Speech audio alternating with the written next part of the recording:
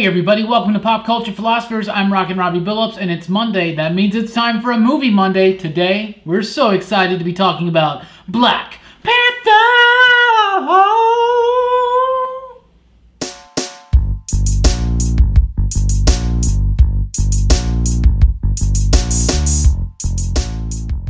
That's right, everybody. Movie Monday here on the way to Avengers Infinity War. We are now almost there. Next week, guys. But this week, it's all about Black Panther. I love this movie. My name is Rockin Robbie Billups. This is Jelani Bullard. This is Brooks. And like I said, Black Panther. I love this film. Black Panther has been one of my favorite characters for a very, very long time. I grew up a huge nut for the Fantastic Four. He was introduced first in the Fantastic Four, has always been involved in the characters' lives ever since then.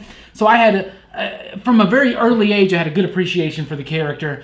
Then you add in the Christopher Priest Marvel Knights run. Yeah.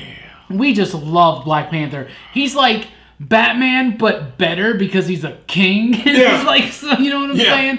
But I thought the movie was so excellent. They did the character justice. They did the world of Wakanda justice. This movie blew me away. I'll be honest with you guys.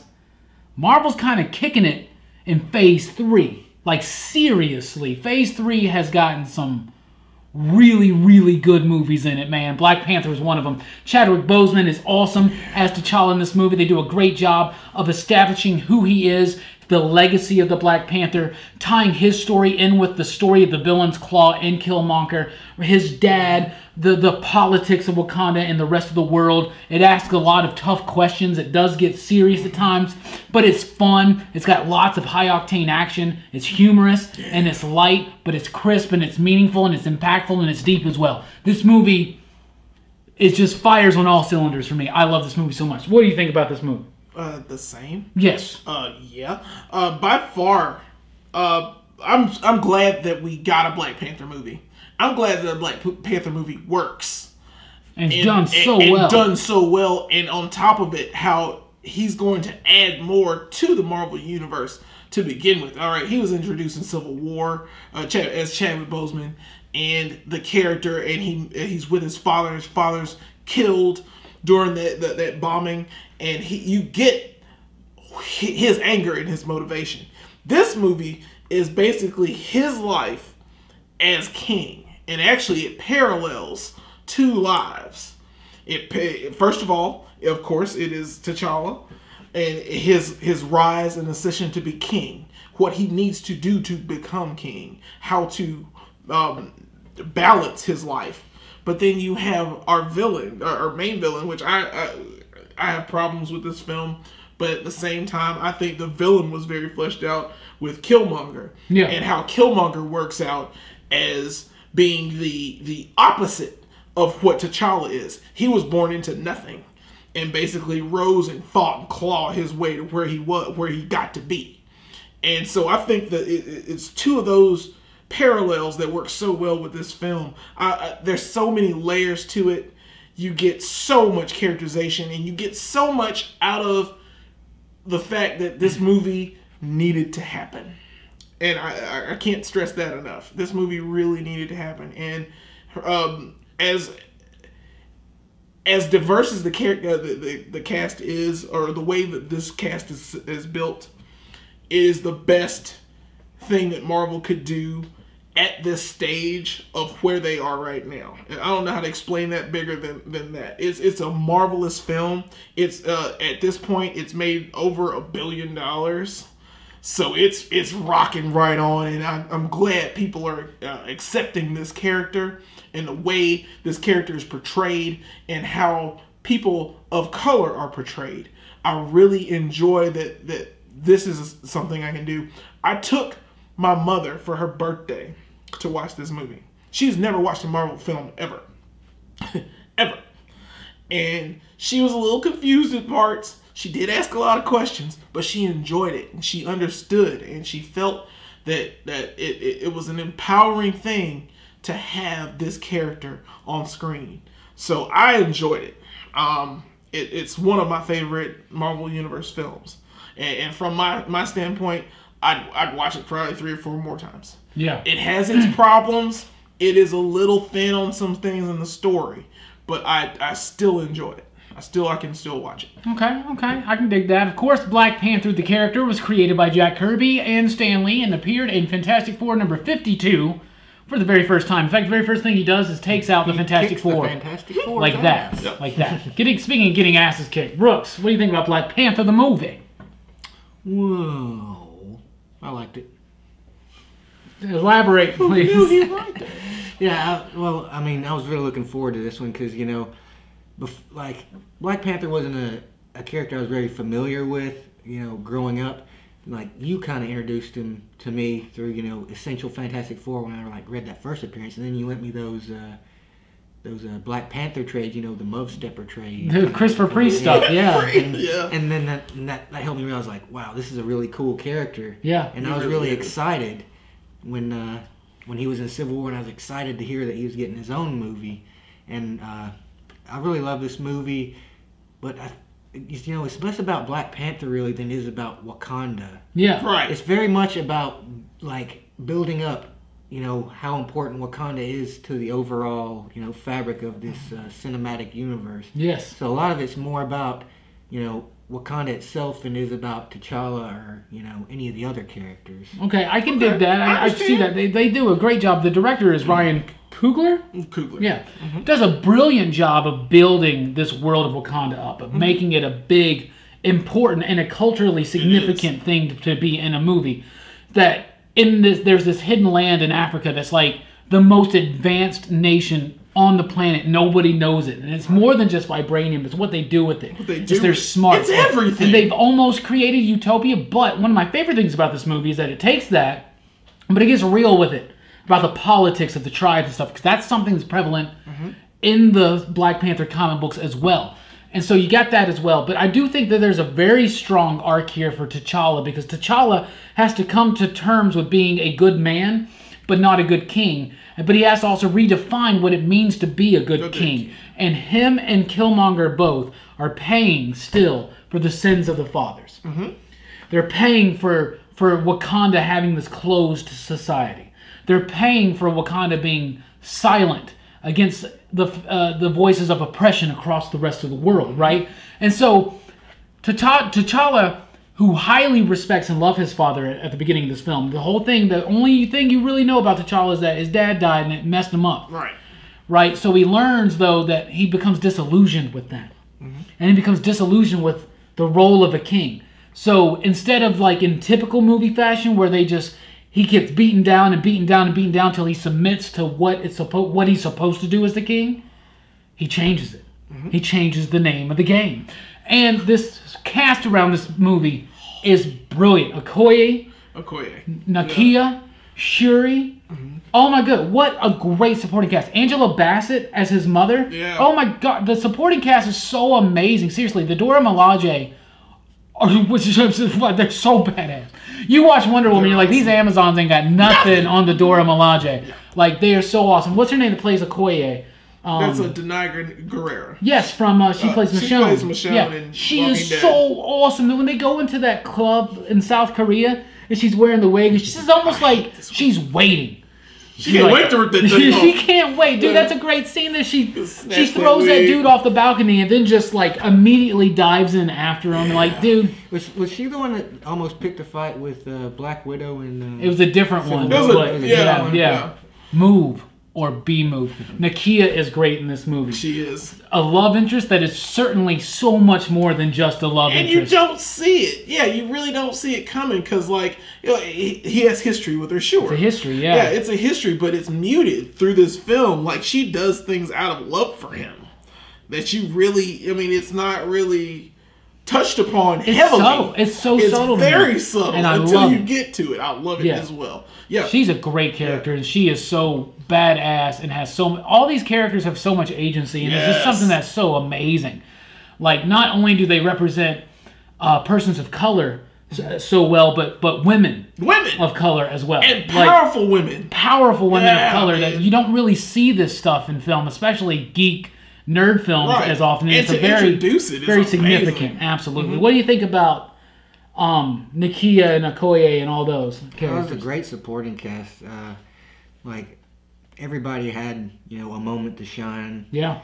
And Shuri with her little panther she got her panther claws. And she didn't back down from Killmonger. Why don't you have? My only question is with Shuri. Why don't you have your own suit?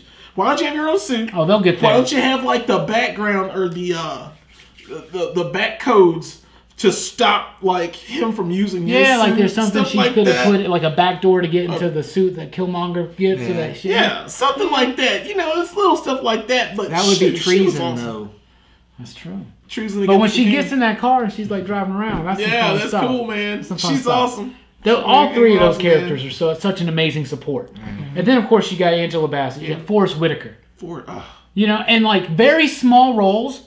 But man, do they when it's impactful. When his mother has to go to M'Baku and beg, and basically offer him the herb, he was awesome. There's so much going on in her acting and her performance in that bit. Same thing with Forrest Whitaker. He's barely in there. And one thing I do, if I could pick one thing about the movie to change, I would give Nzuri a bigger role in the movie to make his death feel a little bit more just weighty. Yeah. That's what I would have done, something like that. But both of those characters, man. M'Baku's the man-ape in the comics. I'm glad they didn't go that route. But dude, they made that character back. Dude, no speaking. If you talk again, I will feed you to my children.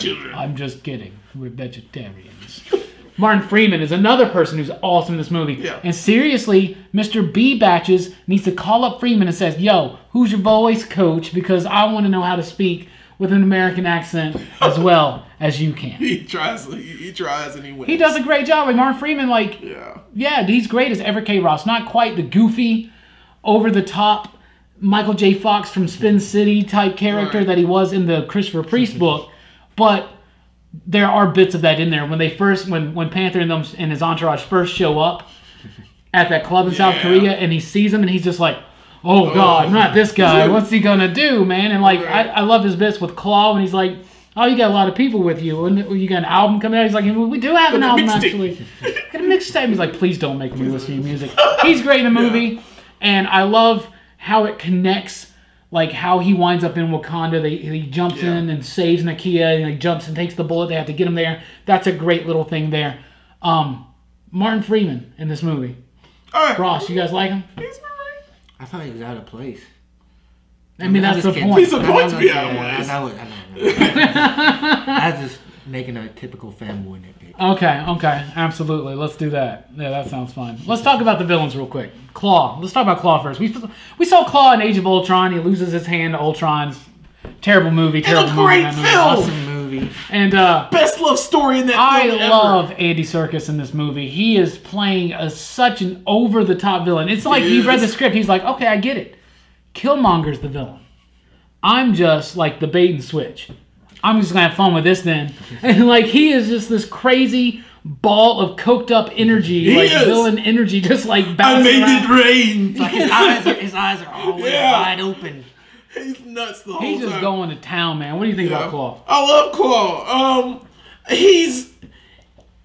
I wish he was in the movie longer. Let's just put it like that. I wanted him to be in the movie longer than he was. He needed to be something. He needed to work with Killmonger in some form or fashion further down the line. A la Jim Carrey, Tommy Lee Jones. Right. I wanted that. I want that partnership. I wanted to see how he'd react with Killmonger, who's all serious and he's just the jokester. And I love that gun on him. I love the fact. Oh yeah, I'm glad they gave him that. The sonic rifle that's his hand. He's fantastic. Great character. Yeah. Great. What do you think about Claw? I really liked Claw, and he didn't overshadow Killmonger, but he didn't feel unnecessary either. Yeah. Right. As a character, he's very important to a lot of the troubles that are going on in the movie. The general of his army lost family when Claw invaded. Claw's a big deal. He caused a lot of trouble. But in this movie, he doesn't give a crap. Yeah. Right. Yeah. He just doesn't give a shit about anything. Right. That's awesome. And then of course you got Killmonger. Killmonger is one of the best MCU villains to me. Michael B. Jordan just playing the hell out of this role, taking a character that's sometimes cool from the comics and sometimes pretty dumb, and just giving so much life to it. That whole new backstory that they made, I love it. The claim to the throne. It seems like it happens a little too quick. It does. They have to spend so much time building up the world of Wakanda that by the time it comes, it's just like to like take Claw off the board and bring him in, it happens quick. But that's the point, I think. I guess that. And I love the challenge. Mm-hmm. We're talking about M'Baku, right? Yeah. How powerful is it for that character to be a guy who got beat? To turn around and not kill T'Challa when he finds him, but to give him back and not take the herb. Like, that shows so much leadership. Mm-hmm. That shows so much, like, respect. And that's such a great thing to do, and it plays so well against what Killmonger does. Right. Because Killmonger, at first you think that he's just some, like, upstart kid trying to make a name for himself. He wants the throne and everything that comes along with it and all that stuff, right? No, he's got, like, legitimate grievances with Wakanda. He's got legitimate grievances with the world, with society, with this system that is brought up against him, and his explanation of, so I went out and I learned how to kill so I could find my way here to kill you. And everyone, it works. Hey, auntie. Everything, even the funny little snide little humorous bits like, hey, auntie. Right. All the way to like being like, I killed hundreds of people to get here for you. He gets intense. Right. He gets cool. He gets sleek. He gets smart. When you first see him, and he's in that museum, that outfit, those glasses, that hair, man. That dude. I wish he was in the movie. Looked like more. He jumped straight out of a De La Soul video though, from back in '95. It was a great outfit though. I love it. What do you think about Killmonger? He should have been in the movie more. A lot more. I don't. He should have worn that mask more. Yeah, he should have worn the mask more. He should never put on a Panther suit. Ever. Because you couldn't tell. The third act devolves. We will talk about that in a moment. But I love Killmonger. I love his motivations. I kind of agree with him in some parts because Killmonger was right in some areas. He just... and the fact that you can like imprint yourself onto a villain in this movie, or in any Marvel film, that shows that they're getting better with their villains.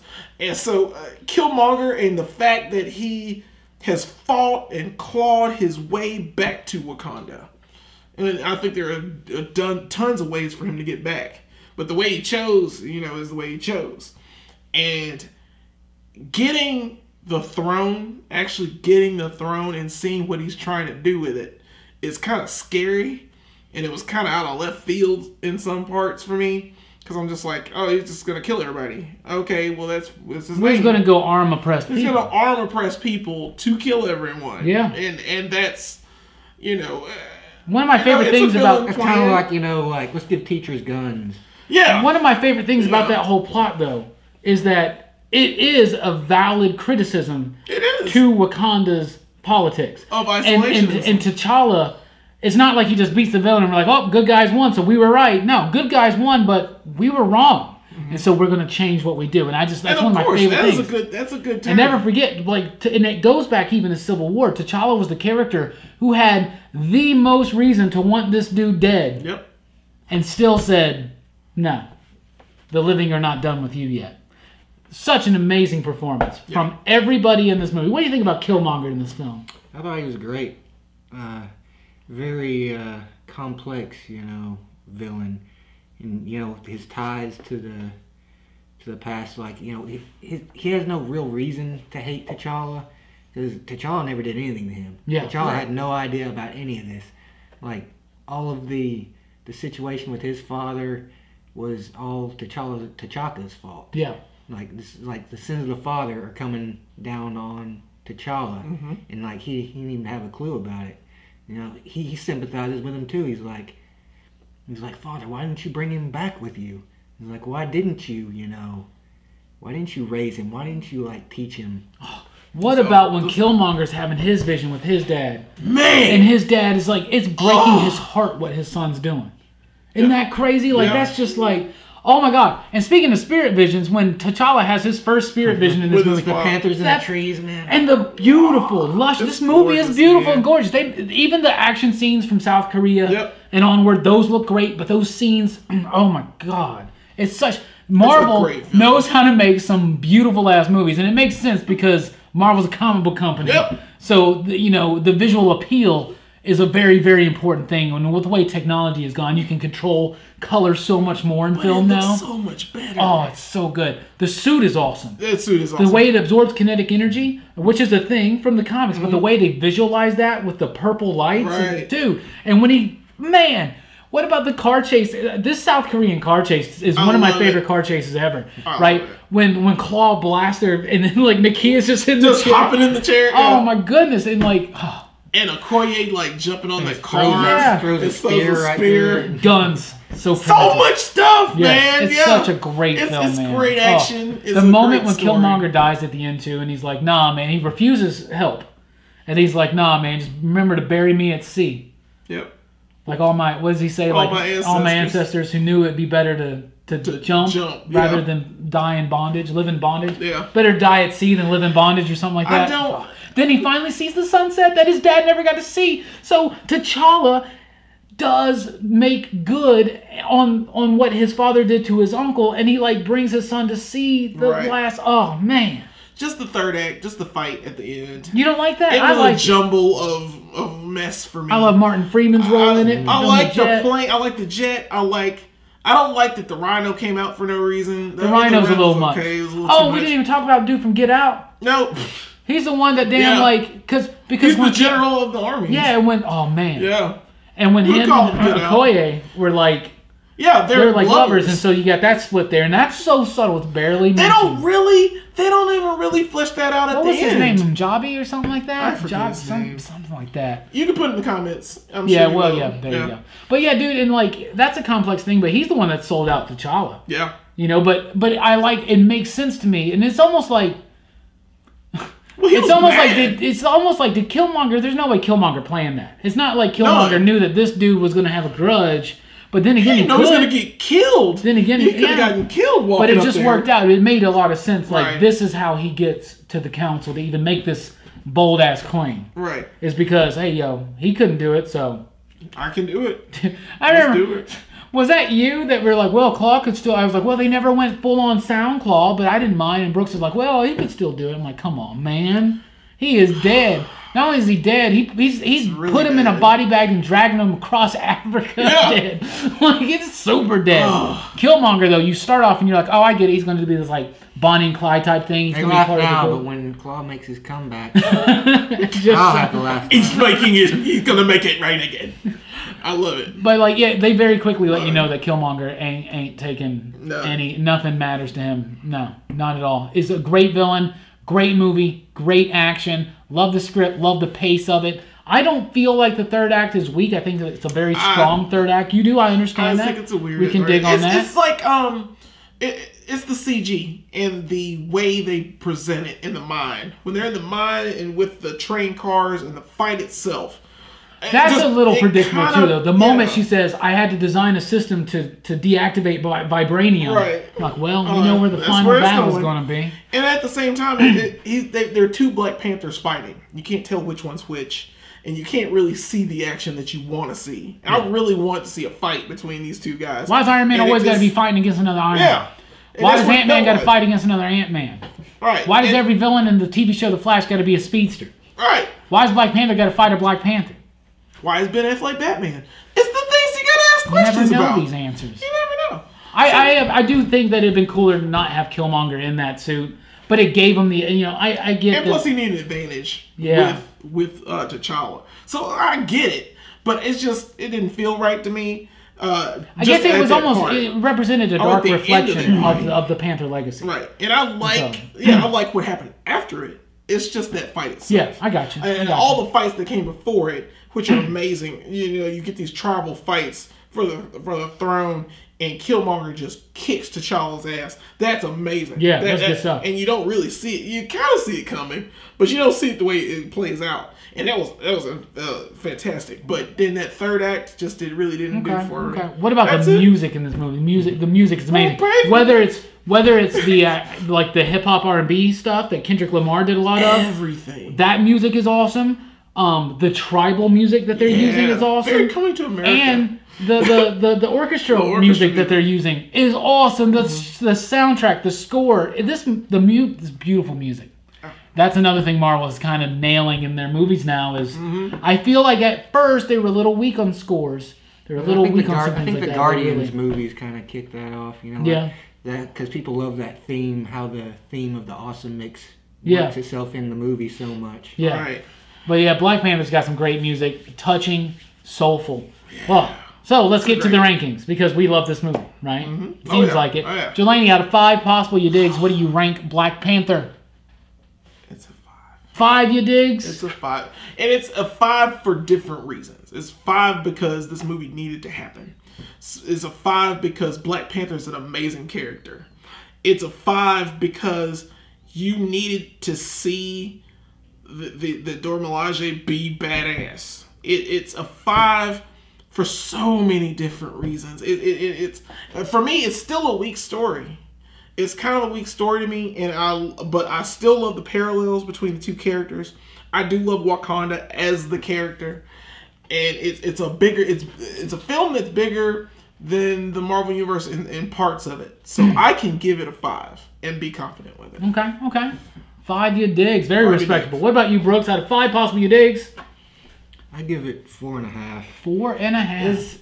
I really do like it. And I've only seen it one time, you know. Okay. But from what I gathered, that's what I like that. You know, it's the story. It's building Wakanda. You know, with this kind of. It's like, you know, like that Bible verse about hiding your light under a bush, you know? Like, that's how Wakanda is. It's like hiding its light from the world. Yeah. It's time, you know, for it to come out. But I wanted more Black Panther. I wanted more T'Challa. I don't think he got to do as much as I really wanted him to do in this movie. Okay. But other than that, I mean, it was a win. All right. I'm going to go with 5. 5 you digs. I love this movie. I think it's perfect, pretty much. I think that Phase 3 is the strongest phase that Marvel has done yet. We used to always think it was Phase 1, and it started getting shaky in Phase 2, and then Phase 3 has gotten just so many solid movies. There's only one dud in Phase 3 to me, and that's Doctor Strange. Yeah. Everything else is amazing. There have been more, at least from me, more 5-star rankings in Phase 3 than anything else, and Black Panther is one of them. It's a great movie with a perfect cast, great music, high energy, great drama, wonderful characters and characterization. There's so much about this movie that I love. I have seen it again. I watched it earlier this week, and it just got better. It was even I'm definitely better. getting it when it comes out. Oh, yeah, right? Yeah. Of course. We're there. Yeah. But we are so pumped. Love this movie. So 5, 4.5 for a total, an average of 4.8943. Sure. Same as Spider-Man Homecoming. Yeah, same as Spider-Man Homecoming, pretty much. 5 stars. 5 stars. 4.5. So what did you, 6 stars? You digs, I mean.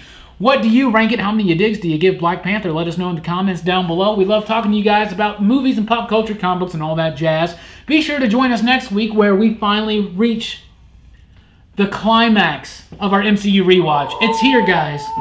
Avengers Infinity War, Movie Monday, next week. Be here or be square like Brooks. Brooks is kind of squarish. You know, but me and Jelani, we circles. I'm actually a Minecraft character. He is, absolutely. Thank you guys for checking out the video. I'm Rockin Robbie Billups. This is Jelani Bullard. This is Brooks. We are the Pop Culture Philosophers. Please do check us out at popculturephilosophers.com for podcasts, blogs, top 5 lists, and a whole lot more. Be sure to like, share, and subscribe. And you dig?